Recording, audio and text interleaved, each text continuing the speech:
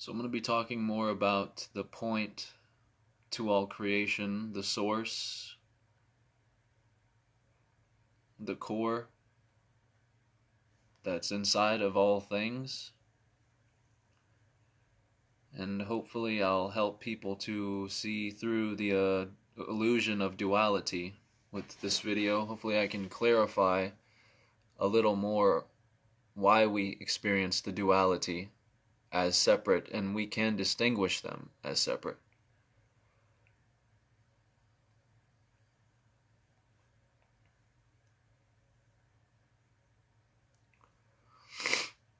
Good morning to everybody that's joining here. So I'm going to start right away. I don't want to waste any time. People can watch later if they'd like. But what I would like to talk about is basically the point in between duality that nobody knows is there. Nobody is focusing on because we haven't been taught accordingly. Source has been hidden away from us and kept top secret.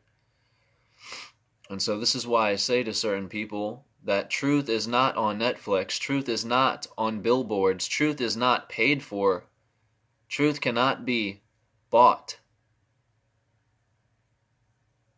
It's top secret. It's been hidden away for centuries through encryptions, and source has been flipped or inverted outside of us, outside of everything.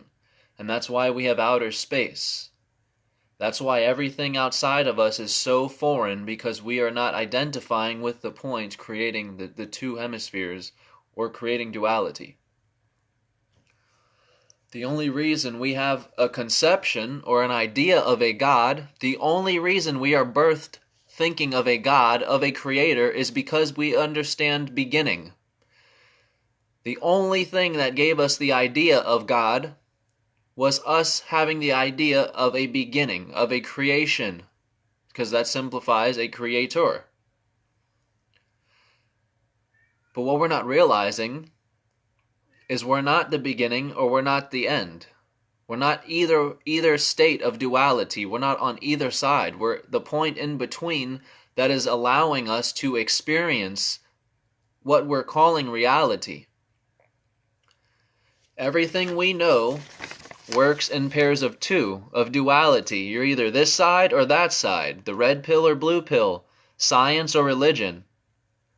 And the thing is each side feels they're better than the other. Each side feels they have a higher knowledge than the other. Each side thinks they're better off than the other, but they don't realize that without this side, let's say I'm on this side, I like the blue pill, and this is my knowledge.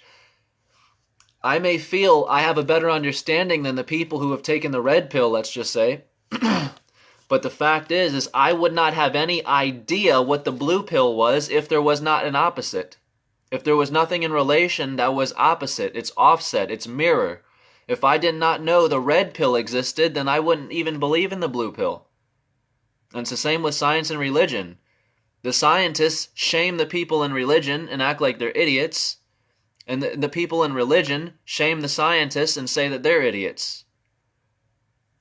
And neither one realizes that the median, there is a median between the two, and it's you as the point. You that can distinguish and separate science from religion, or religion from science.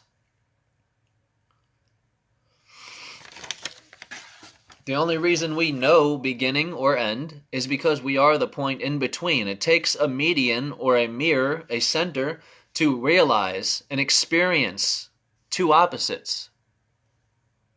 So it's the same with beginning and end. The only thing, when we pick up books and read them, the only thing that's making this past history is our minds. We have the wrong understanding of time. We're picturing time on a line, a straight line. You're either forward or backward, and that's it. That's why we have a great misconception of time and of everything we're experiencing. Us reading about Satan and forms of Satan is us, and this is what we don't like to accept. We don't want to take responsibility. But again, we would not know God or love or good things pureness if we did not know the opposite, if we could not experience the opposite. So us reading about Satan and these dark entities and deities throughout history who have murdered people, they were you. Yes, they were you. And again, not everyone wants to admit that to themselves, but we're all one. And that means it was you. You're not consciously aware of it, but it was you. And to better understand yourself, what you truly are beyond this body, you have to dive into these subjects that make you most uncomfortable. Again, not all of us want to take responsibility, but in order to understand why good exists, I must know why evil exists. I must know its opposite, and vice versa. In order to know why good exists, I have to know evil.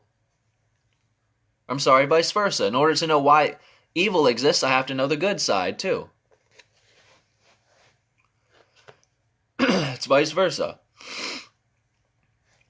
But what we're not realizing is us reading about the good and the bad is all us. Us learning about Satan and these dark deities and entities that have taken place here and have done horrible things, it was us. We could have been in a different situation, a different mindset, a different, whatever. But it was us. We did that. And so when we read about it, we're understanding where we went wrong, how we went wrong, how one can go bad. That's the only way we can understand self. And when I say self, I mean that beyond the physical, not your mirror image. To understand what self is, the infinite self, you have to go into each aspect of duality and understand why each one is. See, many people just want to be on one side of the brain, and this is our problem. I was in the same state 2 years ago. Our brain split into two hemispheres. It's either logic or it's either mystery, mystical fantasy and stuff that are made up. And through those two hemispheres, you're battling with yourself every single day. Every single choice you make is filtered through your dual senses, is filtered through your dual brain. Is filtered through logic or fantasy. We're split right down the middle from the start. And we pick one side dominantly, and it's again, because we don't acknowledge that there's a point between. There's a point in the center of both. You only know left in relation to right. You only know right in relation to left because the two are in fact one, and they can only be one when they're bonded through the center point, which is what we are. So, again, back to us reading books. Us reading books, the only thing that has made us take in this information as foreign, as outside of us, something that wasn't us, is because we're only self-aware in this body, so we automatically rule out that this who we're reading about was ever us. But the question is if you were birthed, before you were birthed, you had no form, you had no shape, you weren't a veil, a person. So if you were never this body before, what would make you think anymore that you would be this body before or after? It's quite obvious, the answer, but again, not everyone's ego is ready to give up the clinging on to the body.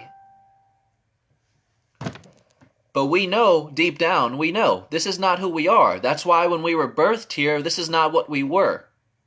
We have no memory of what was before this because that's the purpose of it. Everything we're chasing and seeking is something that cannot be fully grasped. And that's the ironic part of this study, is that's what you will find. You're trying to figure out and catch what you're calling God is, only to find it's there, yet it's not there. I can see it in a way, I can understand it in a way, but I can't catch it, I can't grasp it. That's the ironic part. It's there, but it's not there. It's physical, but it's not physical. And that's why I say it's hilarious when you realize life is a big contradiction. Your entire life is a contradiction in itself. And so many people who do speak or do teachings online or in person, however, many people are always told that they contradict themselves. And what you'll find is that any person who has ever spoke to people, any philosopher, anybody, you'll find that they always contradict themselves, and it's impossible not to. Because your life itself is a contradiction. Embrace it. Your life itself is one giant contradiction.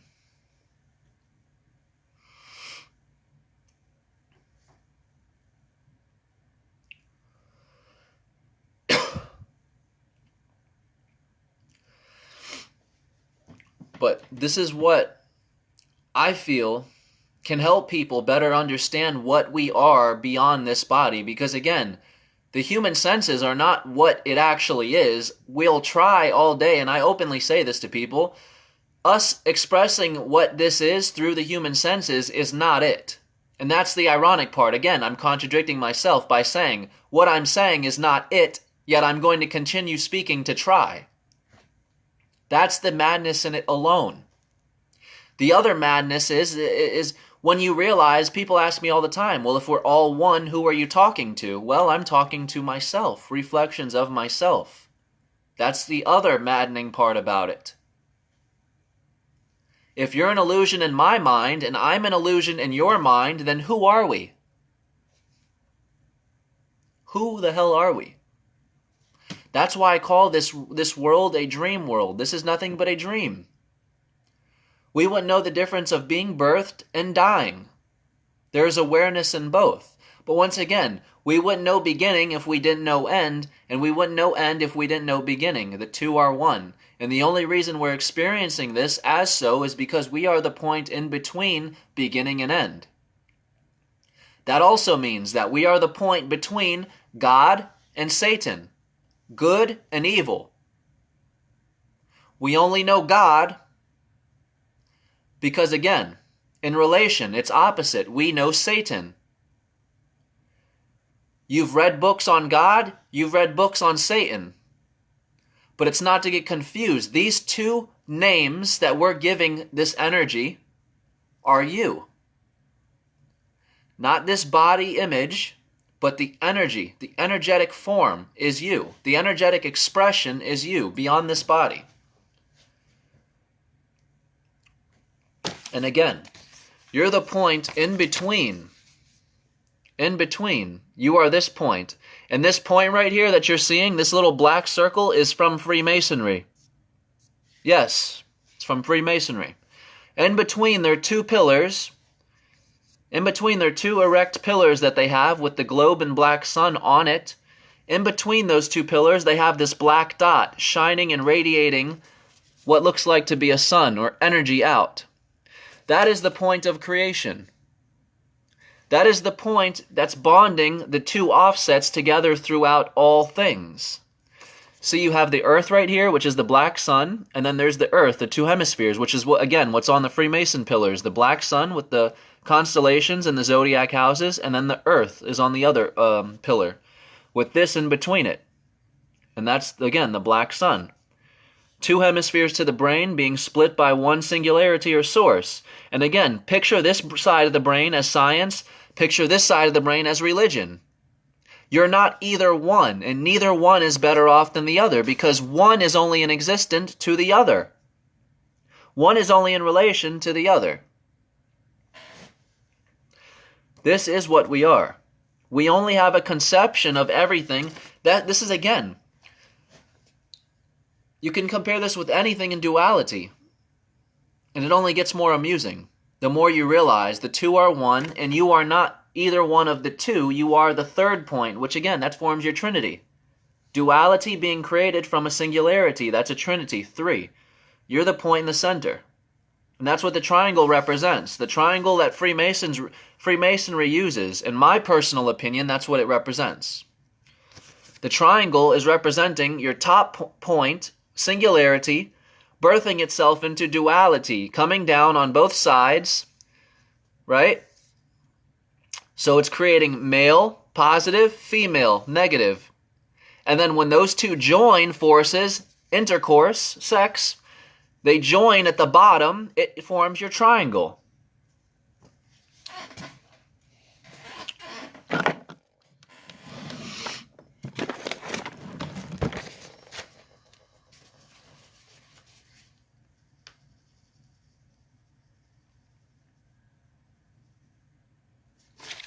See, that's what you begin with.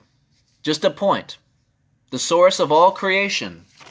And it isn't until it realizes singularity. It realizes it's the only one, so what else can it do besides create? Give itself amnesia to forget this inevitable fact of self, of singularity, of one. Because I've said this before, our finite ego self wants to, what we're trying to do our hardest. The whole purpose in our search is to be led back into source, to find the way back home, to find what we were before this. So our finite side is trying like heck to return to source, return and remember. While the opposite is happening on the higher side. On our other side, the side that knows it's the only one, it wants to forget. Not remember, forget it's the only one in existence. Your ego is trying to return while the higher self is trying to forget. And there's your yin and yang right there, playing with itself. You're simultaneously forgetting while simultaneously trying to remember. And that's the game of hide and seek you're playing with yourself. You're constantly trying to get one up, but you'll keep finding. Each time you take a step up, it just goes up more and more and more and more. You're never going to grasp what you're actually trying to find, what you're trying to catch.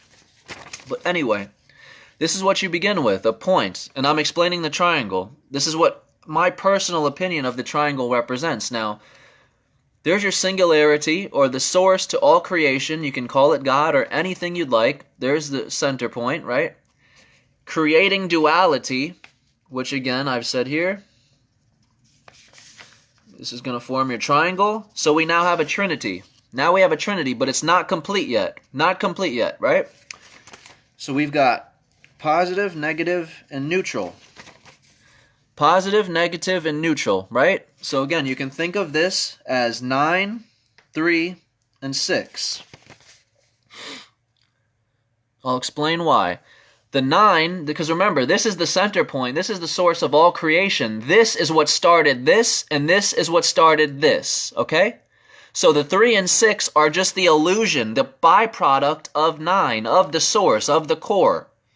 These two are not in actuality real, if you want to be technical. This is what's actually creating the delusion of duality. So 9 is the supreme number at the top because 9 goes into itself to infinity. And what is the center point to creation? It's infinite. So 9 is this infinite, the center point, which is creating the 3 and the 6. The 3 and the 6, however, are down below here because these two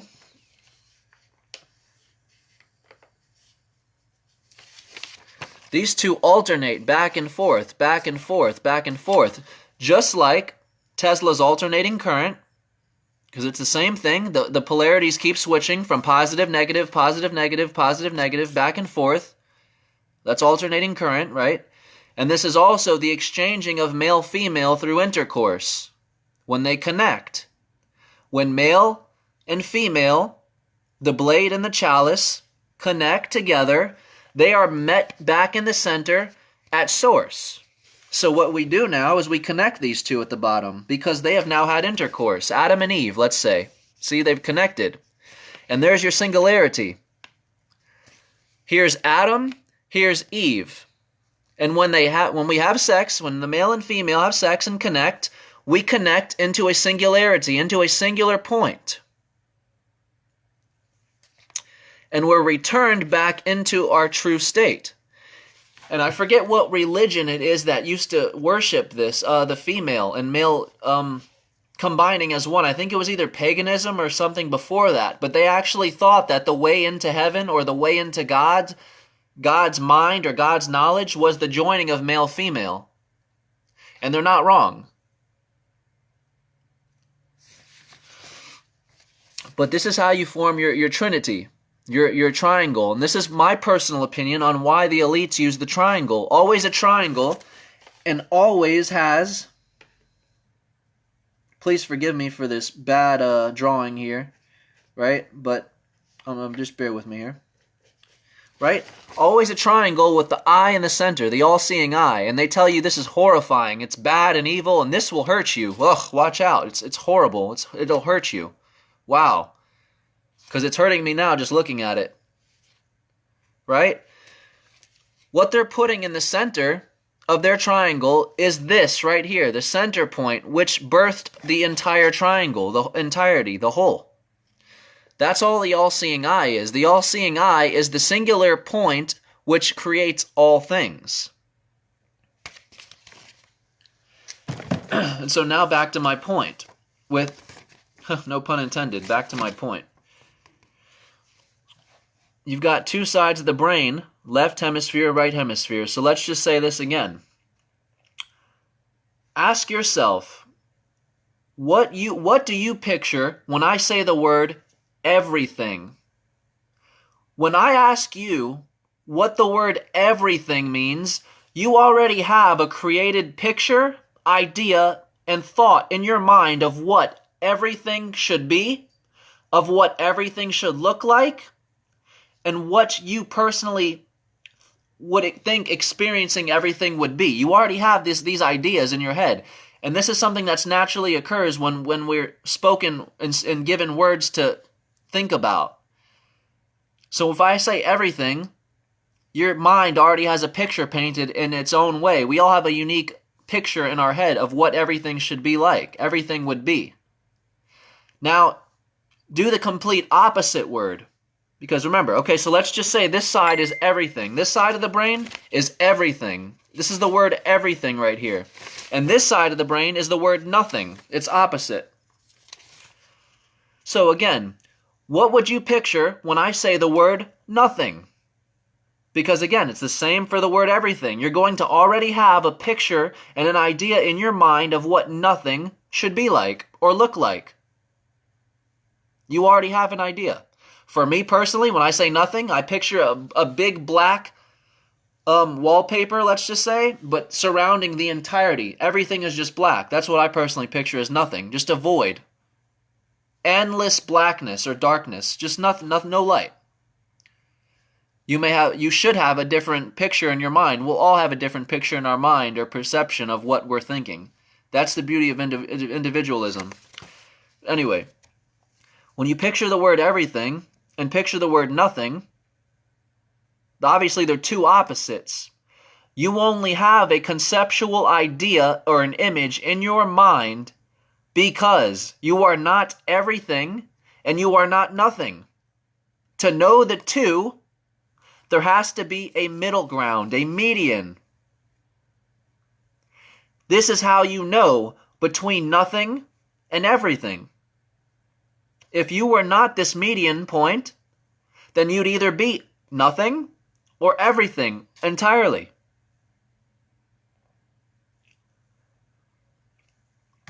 And so this is why I tell people, don't focus so much, again, on the words that we use too, because remember, the words we're using have no meaning beyond this form, beyond this realm, beyond this skin.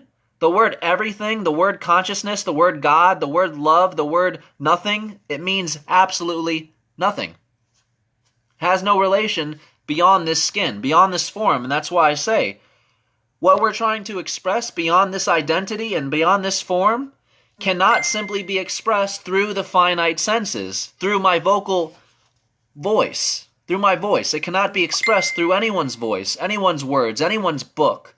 But again, we will try. We will try because that's what we were put here to do, is to understand self, to try and catch self. And again, that's the contradiction. You can say I'm contradicting myself. I absolutely am, and I'm aware of it. But again, life is a contradiction in itself. And that's, again, you can go back to the quote from Alice in Wonderland. Well, we're all mad here, and it's impossible not to be. You can't help but go amongst mad people. That's why you're here. All of us chose to be here. All of us made the choice to already come here. It's a matter of remembering and figuring out why. For myself personally, I've figured out why I've come here. I've personally figured out for myself why I chose to embody myself into this form and be now speaking to you fine people here and expressing myself. Because when I am in this state, when I am here, outside my body, there is no left and right.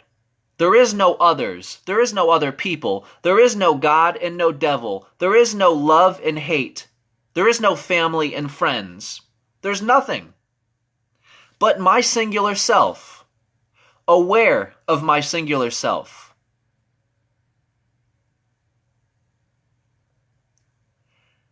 And I know this for a fact because I personally, so again, this is my truth. I'm not forcing my truth on anyone else listening. This is my personal experience and truth. So from my experience, through DMT, I've taken DMT and psilocybin.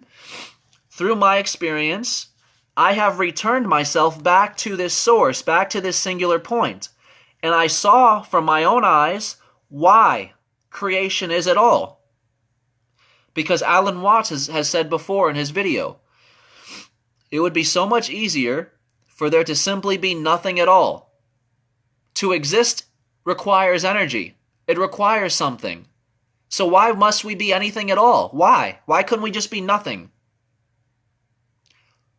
Why must we exist at all? And I've figured out that answer. And again, our finite mind wants to return to this space. But again, the finite mind, the ego, we're thinking through ego. We want to return to this space as this right here. We want to return to this space as the body. There's a price to pay when you return to this space. It's the shedding of the ego. It's the dissolving of every single thing you know. Any idea you've ever had of yourself from birth dies, dissolves, when returning to this point. Taking DMT is you experiencing your physical death. Not literally dying, but you're seeing into what your own death would be like, would feel like, would be experienced like. And that's what you're seeing through, the illusion that you do not die. Every single created idea and conception you've given yourself from your birthing is what is dying. It's basically taking the thoughts that you had of yourself that you've solidified without a doubt. This is beyond true. It's taking these thoughts in your mind and dissolving them into dust right in front of your eyes for you to see. Holy shit, I'm not this person at all. That wasn't even me. That was just a thought in my mind. This entire body is just a thought in my mind. In the Supreme Self, Higher Self's mind. I'm just a dream. That's it. This mask I wear is a dream. It's an avatar. Because when I'm in this space, when I'm outside of a body, and I take the shape of everything, I take the form of everything and nothing at once, you're only aware of your singular self. But you can't be self-aware in this sense. You can't be self-aware in this sense here using human senses because human senses don't exist in this space. Which also means human emotion doesn't exist in this space. So it may sound good to the ego at first. Okay, so no fear, no hate, no anything. That sounds lovely. But the contrary is true as well. No love, no friends, no others. And that may seem scary to the finite, to the ego, but you have to remember, you're not the ego. You are the creator, the all-powered, the almighty, the powerful, the alpha and omega. You are both. So you don't need for there to be others in this space necessarily. But me personally, when I filled this space, I was consciously aware of myself as still being Tyler. Because my body still had a pulse. I was still alive in the body. I was still attached to the body. So I was traveling into the other side, the world beyond this side, whatever you call it, death, the other side, whatever, I call it the other side. I was traveling into this space, and I realized that there was no others. I wanted so bad to get to the source so I could return to the people here and explain to them and express to them what this is, what this knowledge is, and why it is. Only to find that when this answer was revealed to me, I couldn't help but cry. I couldn't help but cry because I was now shedding the ego. I was mourning the loss of what I thought I was. It's bittersweet. It really is. And that's why I tell people, if you're not ready, do not persist.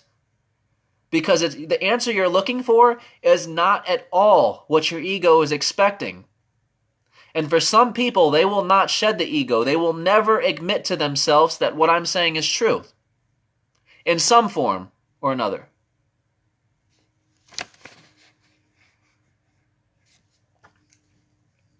But there's a price to pay when you fill this space, and it's the shedding of the ego. The idea that you're just the body with an external creator. You must give it up. Shed the ego, shed the body, and come back to the true self.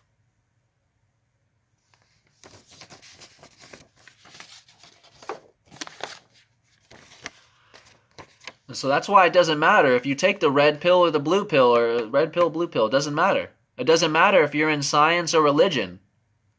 The two are one, and they lead back into the same place. However, one who is not aware of the illusion and duality does not know this. It's indefinitely. You're either this side or this side. And they're not one at all because they couldn't be. They're exact opposites. So how could they be one? That's what you tell yourself.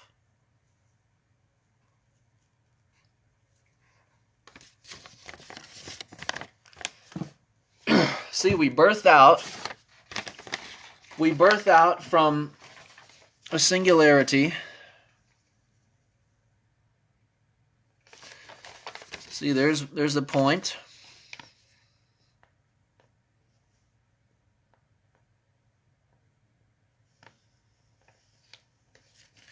Okay, that was horrible. Let me redo that here. Help if I had something to write on. All right.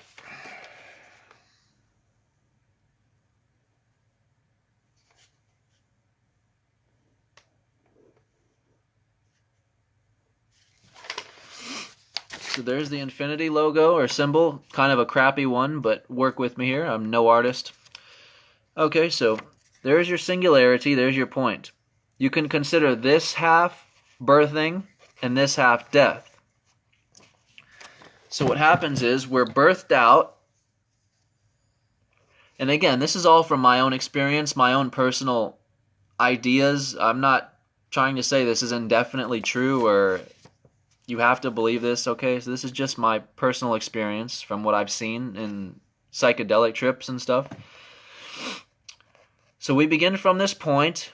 We're cast out or radiated out, coming around, which is the birthing out of the point, which is the falling of man. Man falls from the point outward, which is birth. We circle back around, we meet our halfway mark there, about 50 years old now, and we're coming around to the death part now. And when you die, you return to where you started, only to find you never began. And very few will understand what I'm saying with this. It's that maddening. But you're birthed out to begin and end in the same place. You end your journey in the same place you begin, or you began, only to find out you never began at all. You never left this point. You've never left source. You never left the point. All of this ride right here was just a marvelous hallucination, was just a dream. And this is another reason I call this world the dream world. It's not actually real. We're dreaming. We're avatars. Because that's the madness behind it. You're finding out you've never left what you call God. You've never left source. You are a projection from source. That's the falling of man. This is the falling of man. And this is the ascension back up of Jacob's ladder. And again, many people have their own terms for these things, like the ascending Jacob's ladder and falling of man. This is my opinion of what it's representing, because I think religions speak in metaphors and encryption. They're not speaking literal ever. They speak through metaphors so that the average mind stays stuck And very few, the ones who seek, can liberate themselves through reading between the lines and decoding their encryption. But remember, all is one, right? So you're the one who's encrypting the books. You're the one trying to hide yourself. Remember that. That's the funny part, you see? Now you see the funny part. You are the writer of all the holy books. You are the one that's keeping yourself from yourself. You are the one that's encrypting these things, only to try and debunk them and decipher them and figure it out. That's the maddening part. You're hiding yourself from yourself. You're killing your own self in another veil. Someone's dying right now through someone else. That's you. You're killing someone else, but it's really you. Stop hitting yourself. Stop hitting yourself. Stop hitting yourself. You're doing it to yourself the whole time. Right? So, this here is the falling of man. Okay, I did that backwards. This is the falling of man, and this is the ascending of Jacob's ladder. To the point. The falling of man is you being cast out from this point. And the ascending is the returning to this point, back to self. But again, you die, and I've said this, birthing and death is no different. They're one and the same. They're both awareness. You're dying only to find that you're ending where you began, and you never had left. I personally feel like when we die, we're going to, I don't want to say jump up and wake up and be like, holy shit, it was just a dream, because I don't think we have a definite form or shape after this, or a body. So I'm trying to again, put this into words where it's understandable, but it's still not actually what it is. But I feel like when we die, it's basically like us jumping into a cold pool of water. How fast that hits you. When you jump in, you don't feel the coldness right away. It hits you all at once. And you're like, when you come up for air, you're like, and you're just like, wow, your breath's taken away. That's kind of how I picture us dying to be like. You jumping into an ice cold pool, and that hitting you hard, realizing it is just a dream. You had never left this point. It felt so real, and oh my God, it was such a ride. Wow, but holy shit, it wasn't even real. It was just a dream. And that's honestly what I think Alice in Wonderland is depicting in its movie, is she's chasing a white rabbit, which we're calling God, only to find it's a dream world. She's in a world of her own, and that's a song she sings in Alice in Wonderland. She's in a world of her own. It's all in your mind. You are dreaming and hallucinating your entire reality. Chasing a white rabbit that's not even there. Because what happens at the end of Alice in Wonderland? The white rabbit just magically disappears. Why? Because she wakes up from the dream. There never was a white rabbit. There never was what you're calling God. And I'm not saying there's no creator or no God, so don't freak out on me here. What the conception you've created and the idea you've created and called God doesn't exist. In that sense. So know what I'm saying there. We're creating ideas and concepts which have no meaning and no relation to the actuality of what things actually are, including with ourselves. When we're birthed, we see ourselves and we tell ourselves we are just this body, and we are definitely this body. Nothing else, nothing more, nothing less. So right off the bat, we're creating an idea of ourself. I am just this body. This is who I am. When I die from here, a copy of me in a spirit form comes out of this body and goes into somewhere else. That's an idea you're giving yourself. So it's not you that's dying. It's the ideas you've given yourself, the ideas you've given consciousness, the ideas you've given God that die, that you find out are an illusion, are fake. So it's not that there isn't a God, it's not that there isn't a self, it's that you can't put your finger on it. You cannot find it because it's you. And that's why I said in a post yesterday, we're all one giant mask of God which can never see its own face. That's the madness. The same way I need a mirror to see my face, it's the same way because we can't see our own self. We can't see this self. So picture it as that. We're all one giant mask of God, and we can't see our own face. And that's what I mean by we cannot grasp what we actually are. You can't put your finger on it because it's never was. It's all in your mind. The ideas you're creating of God and what should be are just that, ideas, conceptions of the mind. They don't exist. And if you wanted to be honest with yourself, neither do you. That's what Jim Carrey says. There is no me. There is no you. We're just here. And there's just energy vibrating at the right frequency. And everything is just a field of energy in itself, dancing. And people think this man is crazy, but he's not crazy. He's seen past the illusion. There is no me, as there is no you. And that's what I've said previously in my video. If you're an illusion in my mind and I'm an illusion in yours, then who the hell are we? Who is the actual one? Who is the singularity? You see, it's all an illusion. It's just a magnificent game. And this is what Jim Carrey talks about. There is no self. We're taking this idea of self and we're turning it into things that it's not. Another thing Jim Carrey says is depression is a result of us, of the ego, getting tired of playing this game. That's not the exact quote, but it's something along those lines, that we get depressed when the ego is tired of wearing the mask you've given it. Because that's all we are, is a mask. And we create these identities of ourself. We create these different personalities of ourself. The same way Jim Carrey has a bunch of different personalities and characters he plays in movies.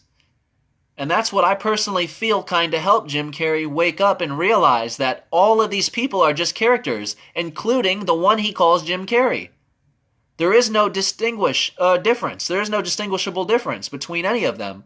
And I think an actor should be able to figure that out and realize that better than anyone. You should realize that better than anyone. That all these roles you're acting out and playing is no different than the same name and identity you're calling your own self in the mirror. It's just a role. It's just an act. It's just an ego. That's it. You're playing the game.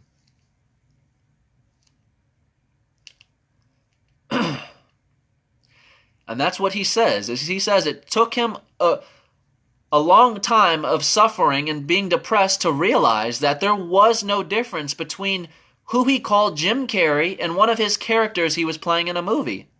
They were both just characters.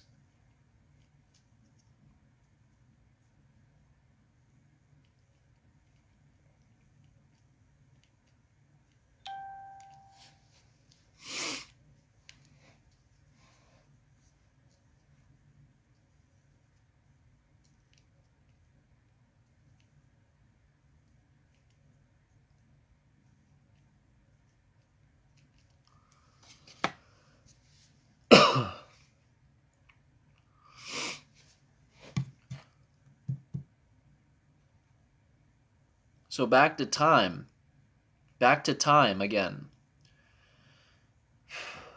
Many people think that, and I'm not bashing anybody or anything or any countries or nothing, but many people think that humanity or the first human began. And remember, this is the greatest misconception to mankind, because again, we're assuming, because the finite mind only knows beginning and end on a line. We assume that there was a beginning of man. We assume, because there has to be. That's all we know is a line, linear.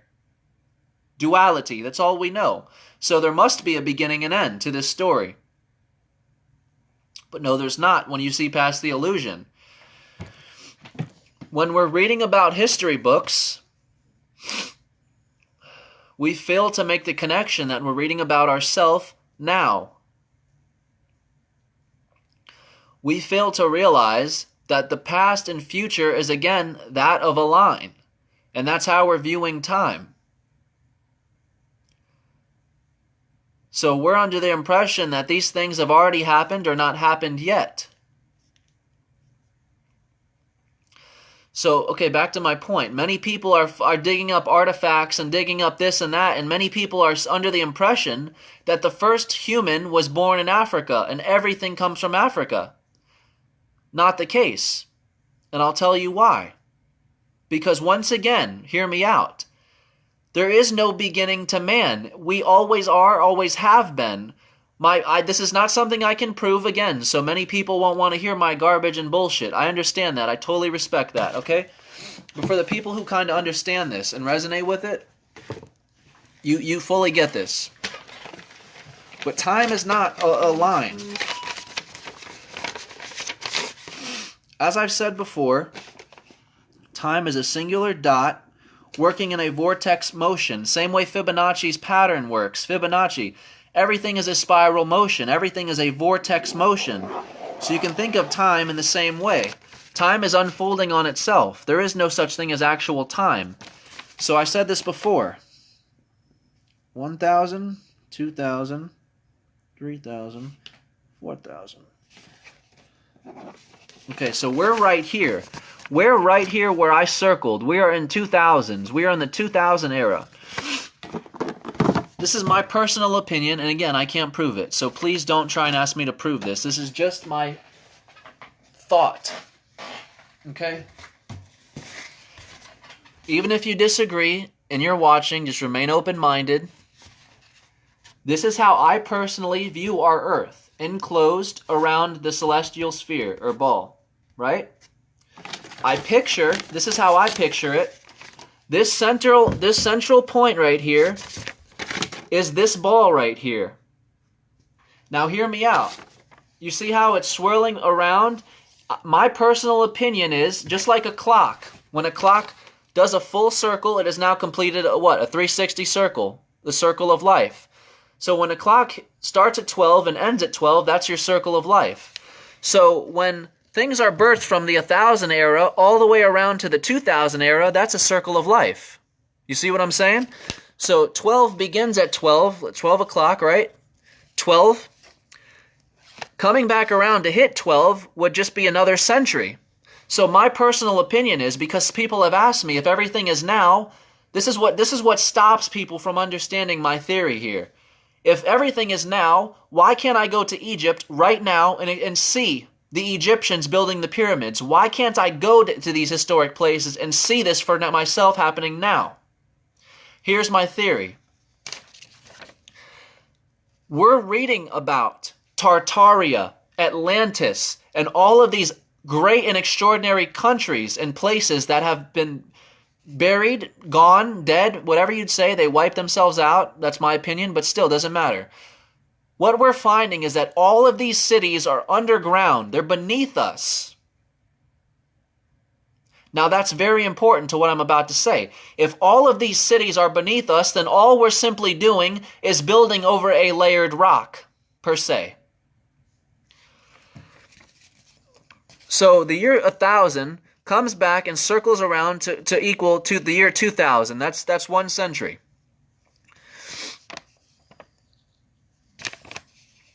And then so on and so on and so on. So we're in the 2000s now, reading back into the 1000s, back into this point. And remember, everything underneath us is buried beneath us. So this is how I see time. We're digging up artifacts and digging up cities and places like this only to find they're beneath us. So we're perceiving it. So my opinion is basically, I'm sorry I'm all over the place. My opinion is that every time a new layer is created, a new circle of life is created, every time, I'm trying to put this into words here. Every time a 360-degree motion, a circle, happens, every time 12 reaches back around again to hit 12 o'clock, a new layer of Earth is formed. I'm sorry that I'm stuttering here and taking so long, but I'm trying to put this into words, and I'm excited to share it. So I personally think a new layer is formed each century. So we're in the 2000s right now. A new layer is being formed. When we say that the universe is becoming aware of itself, I personally think this is what's happening. A new layer is being formed over us. as we speak. So right now, we're not aware of that, but the people ahead of us in the 3000s, right here, they're reading about us right now in this very moment. Right now as I speak and I share this video and you listen to it. The people of this time right here and the people even above them are reading about us right now as if we are dead.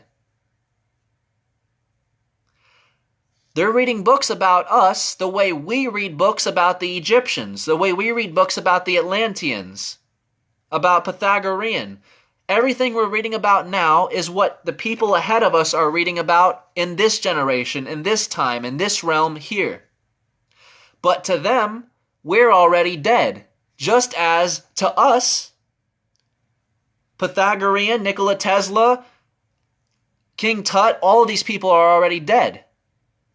Why? Because your mind is telling you they're dead. Why? Because we only know time on a line.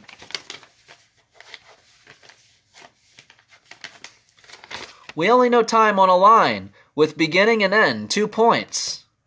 That's all we know. So when we read about things, we don't identify with them. We don't realize we're reading about ourselves in the past or the future. All is now. And that's why I say, again, we only have an idea of past, this side of the brain, and future, this side of the brain, because we're neither side. We are the point in between, which is allowing both to exist.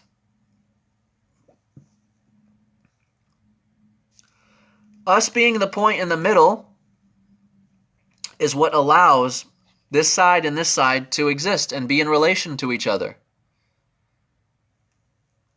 A brother of mine commented on a post yesterday saying that we'd have to be light to understand light. Now us being light would only be being one side to the equation, because remember, darkness is its opposite. So we can't just be light. The two are one and in relation to each other. Why? Because of this point. It is because of this point that we can distinguish light from dark. It is because of this point that we can experience light and dark. You see? So it's the very same sense that this is how we can experience past and future. It's the very same thing. We only know light because of darkness. We only know future because of past. And vice versa. If there is no external light, then there is no light being perceived through the internal as light.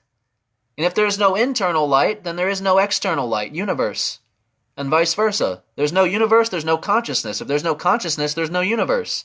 Because the two are one, and we bring the universe to life through our consciousness. And that's why I tell people, this is your pineal gland. And within your pineal gland, within your brain, is your pineal gland, which is your central point. And this is why I tell people, the same central point within the universe that's lighting the entire cosmos is the very same point within our own crown, within our own head. So with respects to that, what we're calling the external universe and the internal consciousness are one and the same. They're in relation to each other. Because again, as I said, if there's no external experience, then there's no internal viewer. If there's no internal viewer, there's no external experience to be perceived. Light is only light in relation to a viewer, in relation to a point in between. And darkness is only darkness in relation to a point in between, its opposite. And that's what we are. We are the point in between. So this is my idea of time, basically. I think a new layer, and again, to some people this is far-fetched, but to me there's no impossibility, and the truth truly is far stranger than fiction. So to me, I don't rule anything out.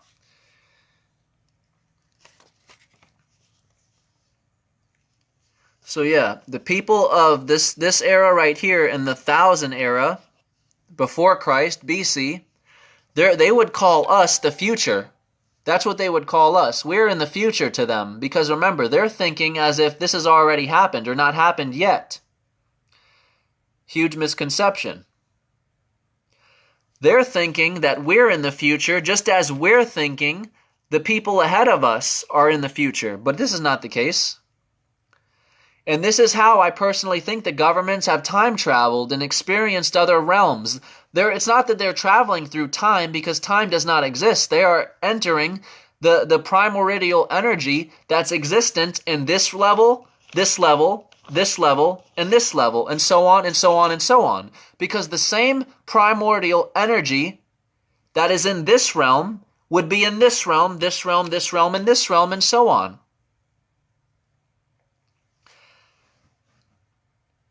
That's the meaning of everything being one. Everything is connected. So no matter how separate, how far, how distinguishable something may seem, you still have to see past the illusion and note that it is still connected to this oneness, to this source, some way or another.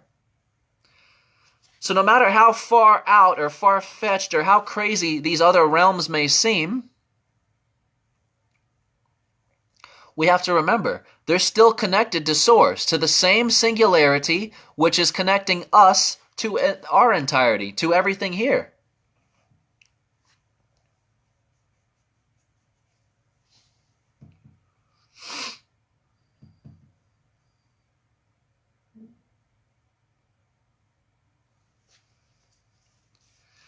And that's the beauty of it, Paul. We are a collective consciousness, so we are all appearing as separate individuals, but we are all one beautiful mind, and this is the collective consciousness.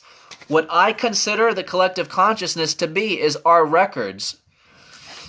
If we want to take our individual experience and make it echo into history or into time or into this reality, remember, time doesn't exist. So if we want to take our individual experience and extract it into the external world for other people, we have to write books, illustrate our beliefs and our drawings out into the external, because the external is our collective consciousness. You are my collective consciousness. Through you and you and you and you and everyone listening and watching, I'm sharing my voice with the collective consciousness. So the people who say, wow, Tyler is good, Tyler says some great things, Tyler has great videos, or Tyler knows how to voice things really well, you're just seeing your reflection in yourself. I'm you. I'm just you. We're all one. So you're admiring the collective consciousness or the collective thought of us as one. And that's the same thing with people who I've said of the past. If there's someone with the past that you resonate with, like Alan Watts or Nikola Tesla, Manly P. Hall, anybody who's a big name, Pythagorean, it doesn't matter, Fibonacci, some people say that they feel tied to a certain person in history. They feel tied to them, or they know that they're a part of this person. And I do believe that. I believe it because you're noticing yourself in this person. You're slowly kind of remembering yourself in this person. Although some people don't make the connection that this is really who I am. That's the reality of it. You're resonating with people, with certain people, because they are you in another veil. And you're beyond your body, you are living in them. You are alive in them. Just as I am alive in you. Because remember, we're all one energy connected. So the collective consciousness is this external reality. The collective consciousness is in books. Look at this. The author. This book is from the 1300s. 1300s. William R. Sandbach. Not the original author, but he's the one who translated it. Still, William R. Sandbach is me. However, we don't picture that. We don't have this understanding when we open a book and read it. I open a book and read it and I say, William Sandbach. Well, this sounds like a great author, great man. Wow, he knows how to voice his words. Holy crap, he's very knowledgeable. I want to study his books because I'm interested in learning his mind, his perception, his thoughts, his knowledge. But isn't it a game changer when you realize the him is me? I'm so interested in reading about his history, his perception, his time, his experience because his experience was mine. I'm so interested in reading about the past, or what I call the past, because I feel like that's not me.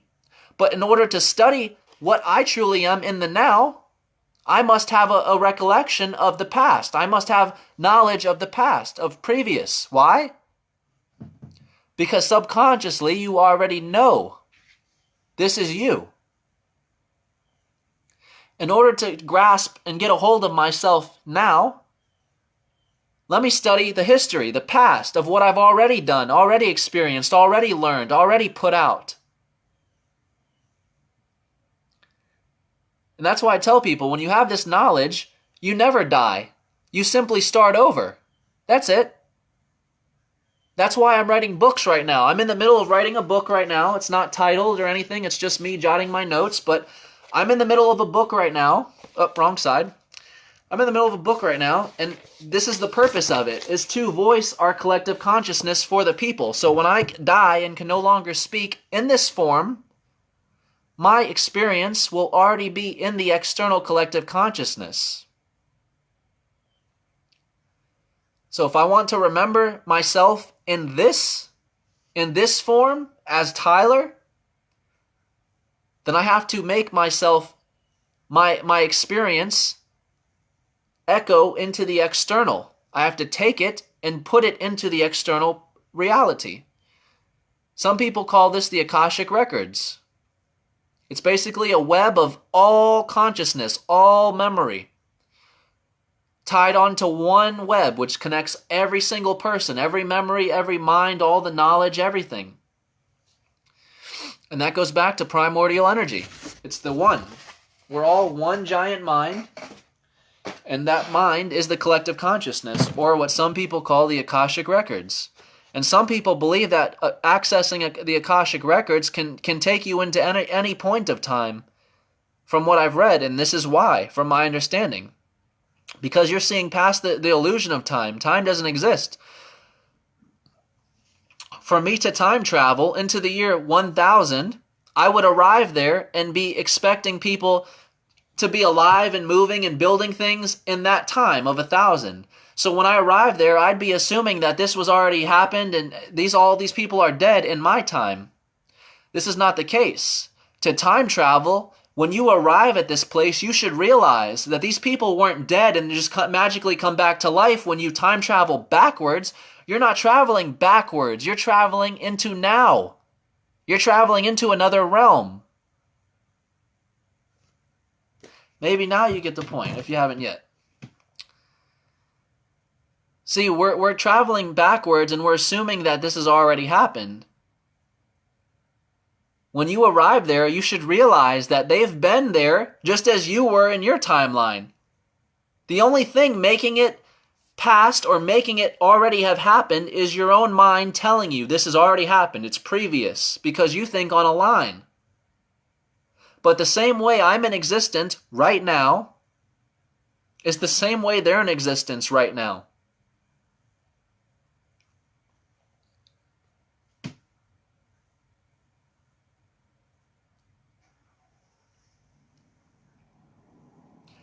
It doesn't have to be just like that, Donna. It doesn't have to be just for that reason that you realize it's you singing the song. It doesn't have to be just for that reason. You know, we resonate with frequencies very well and also very bad. You know, frequencies can help create or destroy, you mentally. But no, to cry during a song or resonate with a song just simply means that you could just resonate with the frequency or the message in it. It doesn't necessarily always have to be because you realize it's you as the singer or anything, but it definitely gives you a twist on thinking of things, though. I personally enjoy doing that. I do.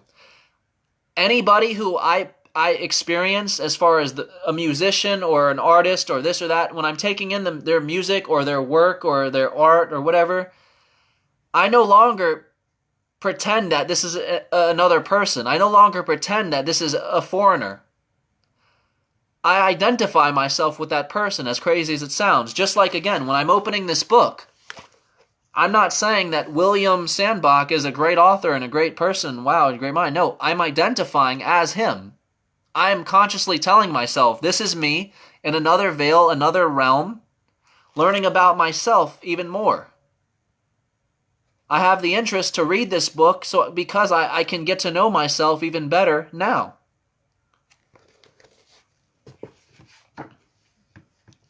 So it doesn't have to be just for the fact that, you may think or you're identifying with that person, but for me it makes everything in life more deep, more real, and less foreign to you, because that used to be my greatest fear. Before all of this knowledge I had, my greatest fear was trying to study this universe and looking up at it and feeling like, holy crap, what is all this? Like just feeling it was all foreign.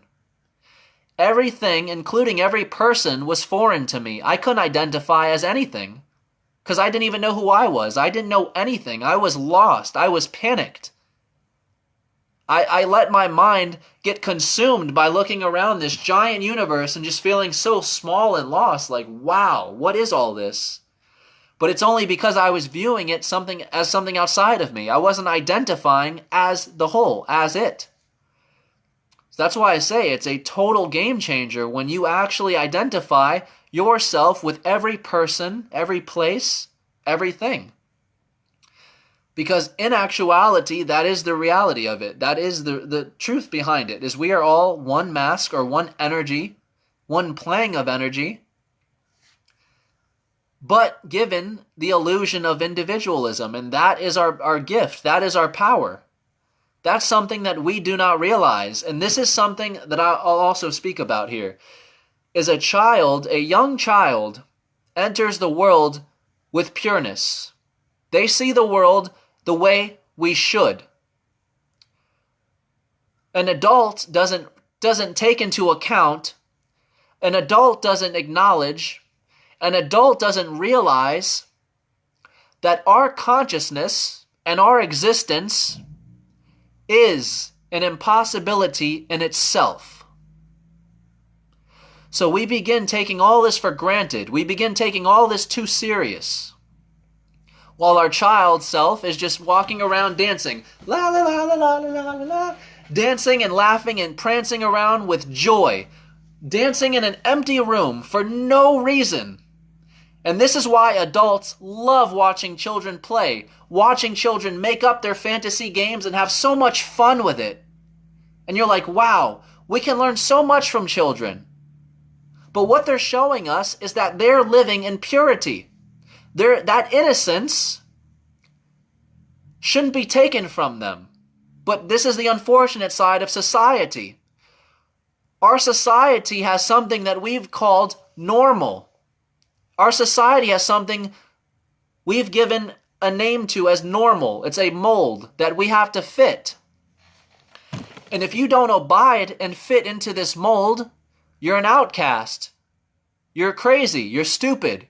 You're judged. You're criticized.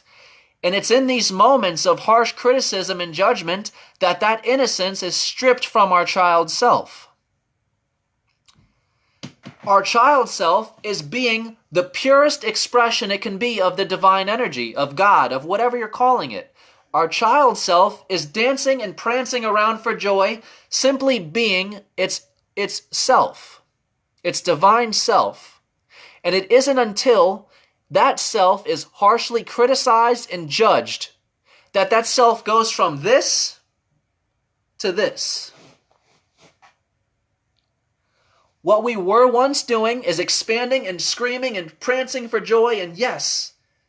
But once we're so harshly judged and criticized, we go from expansion to shrinking to back into this. Because now we're seeing that it's not okay. It's not okay to be yourself. It's not okay to be your expression of your own self. And so, what is accepted? What will get me to be accepted? And it's simple. If I abide by society's mold and I shrink into this form to fit this mold and I shrink myself, then I will now fit in. I will not be an outcast. I will fit in and I will be right with everyone else. Little do we know we lose our divinity in doing so. We're losing our divine self by doing this. And the most messed up part is all these people who judge and criticize us don't even know who the hell they are. They couldn't tell you who they are, but they're going to tell you who you are. And just like that, your childhood or your innocence is taken from you. Your purity is taken from you. Our greatest power in life is that we are not the same. Our greatest power in life is our individualism. It's the gift. That's why we're here, to experience individualism.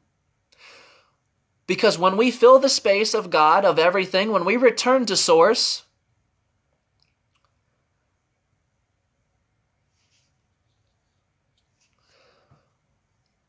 we realize there are no others to experience. And we can't be self-aware because, again, we only know self in relation to others.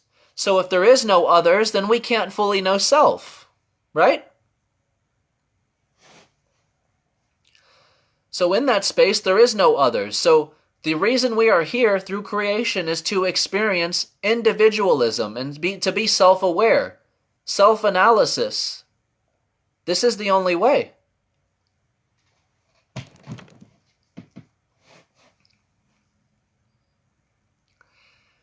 And this is why I think it's a huge injustice on kids to have the words grow up, grow up, grow up, grow up already. Just grow up already. Eventually this word beats you into submission. Because remember, if you don't fit the mold, then you're outcasted. You're looked at as something gross, as something nasty, as a problem, instead of being embraced for your beauty.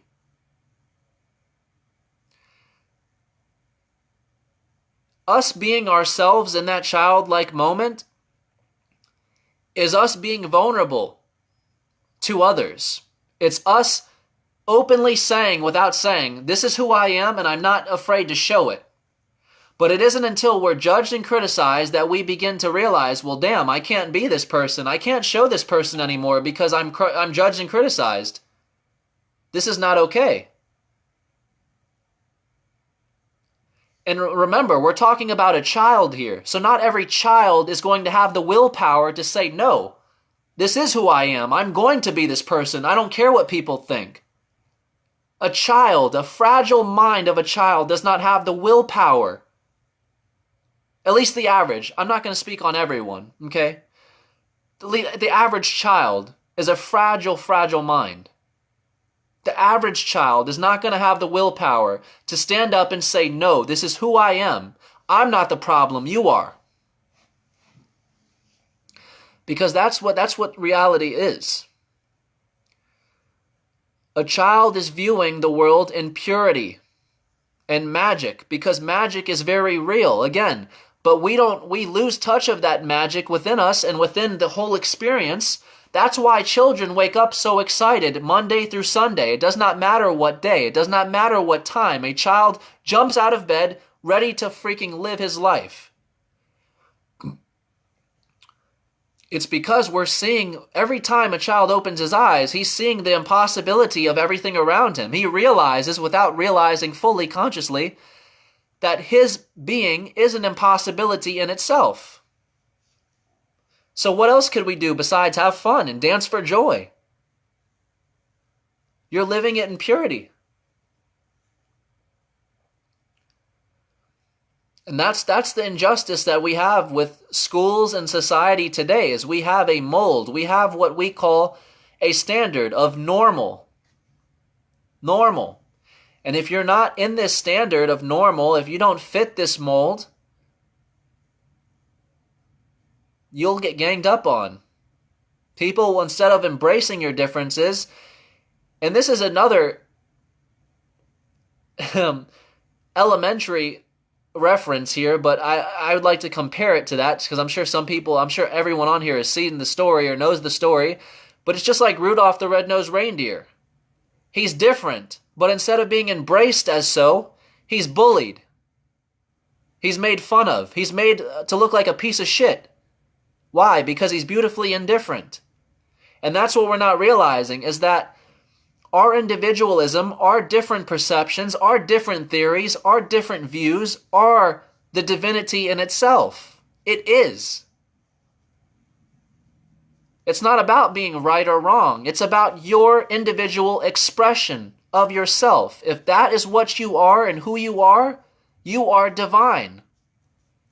And I give props to everyone who is gay or black or white or whatever. If you're one of those minority groups, I give credit to you for being yourself.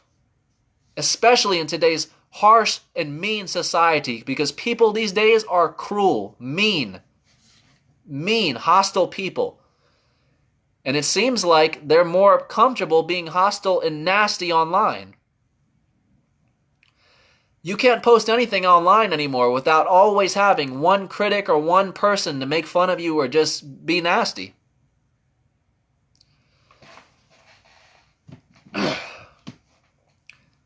But we would have a totally different world if we would embrace our children young, encourage them to be different, be proud of them for being different, tell them you're proud of them for being different. Stress to them never to fit this mold of society's normal. Don't fall for the trap to grow up. Don't fall for the trap. Grow up, grow up, grow up, grow up, grow up. Why? So I can lose my divinity? Work my life away and then only live Saturday and Sunday? Because adults don't live Monday through Sunday like a child does. Adults get through Monday through Friday so they can live for 2 days on Saturday and Sunday and then go back to their routine of work. An adult is one of the greatest slaves there is. Why? Because we've had our innocence and divinity stripped from us while we were young. And so I'll end it with this.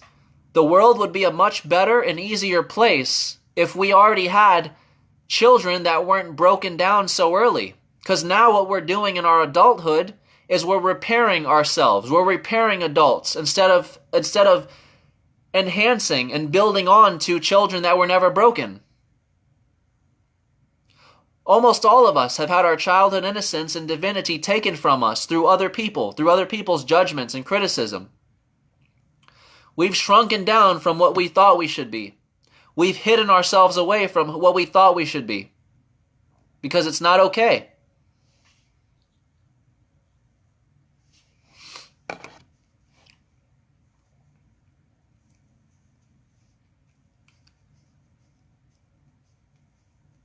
And that's what's the most ironic part, is you'll find that most of the people who are die-hard religious people, they're the biggest critics and judges in the world. And I'm just going to leave it with that. You follow God, which is supposed to be good and love, yet you claim or you criticize and judge other people with the intentions of making them feel like shit. Yet you call yourself holy. You call yourself good. Good and bad is only a matter of intentions. And when you have the intentions of wanting to hurt someone's feelings or physically hurt someone, you are what you're calling Satan. You are what you're calling evil, demonic. You are that. I don't give a damn how often you go to church. If your intention is to hurt other people or hurt their feelings or be nasty, you need to look in the damn mirror, because you are what you're freaking fighting against. It's no one's place to judge, no one's place to criticize. We should instead be embracing all of us. I don't care if you're gay, I don't care if you're this, if you're that, what color you are, what religion you are, what shape you think the earth is. I don't give a damn. You're your divine expression, as am I. You're no less divine and you're no less wrong or right than I am.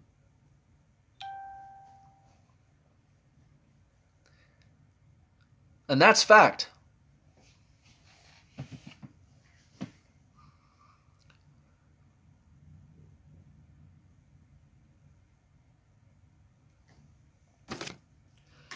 But just imagine a world where we didn't have broken down children, where instead of us getting into spirituality and us finding ourselves in our 20s and 30s, what if we could do that in our teenage years?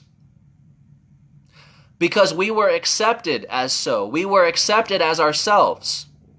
We were embraced as ourselves instead of criticized, bullied, judged, cast out for being our own divine expression.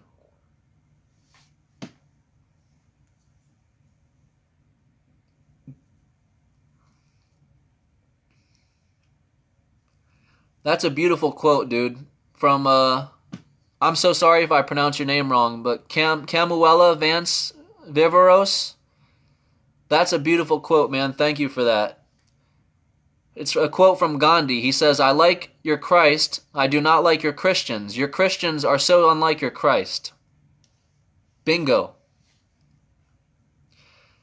Even though I personally think Christ is just a created deity, a false deity, still doesn't matter. What it stands for is love. That's all that matters. You're taking something that's meant to be love and you're criticizing others and shaming them into hate. Your intention is to hurt them. Not physically, but emotionally, mentally. That's ill intentions. That makes you the opposite of what you're sitting there listening to every Sunday.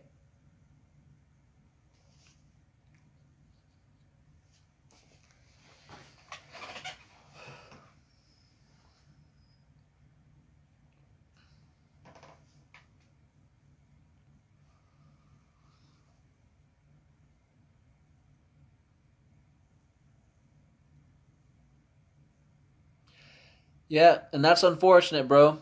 That's the power the elite have over us, though. Is the elites are aware, and this is a huge reason why I think the elites crossbreed, meaning they have sex with people in their own family members. Why? Because they are aware that we are one energy and one being. So how can they keep the power in their own family century after century after century after century? They have no problem having sex with each other. This is my opinion of studying all the crap. Because deep down they think, well, it's okay because we're really just one entity or we're one energy. So if we can just keep this everlasting energy flowing or power flowing in our bloodline, why wouldn't we? That's what I think they feel like. And another thing they think, it gives them the immunity to kill whoever they want, to population control or execute population control. It makes it okay for them because they're viewing all of us as one. Sounds fucked up, but that's my personal opinion of how they think. If we're all one, then just a few people don't matter. It's about the whole. So population control is just like what Thanos is doing. Thanos and Avengers, and people may laugh at that reference, but it's identical.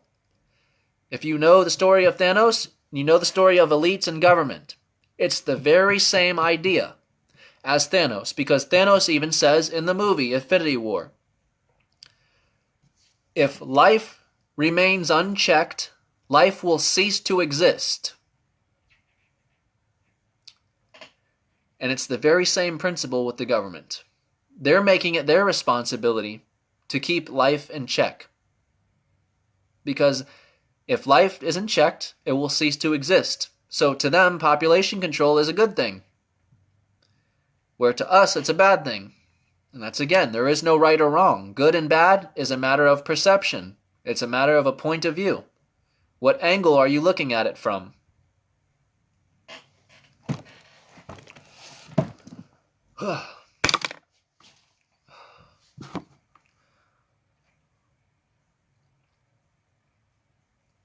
I'm going to wrap up this live here. Hope you all enjoyed the talk. It was a very off topic and very out there live. But I'll put this live on my video if you guys, or on my YouTube if you guys want to watch it further or later again. It'll also be on my Facebook. Thanks to everybody for watching and listening, and if you have any questions, message me. Have a good weekend.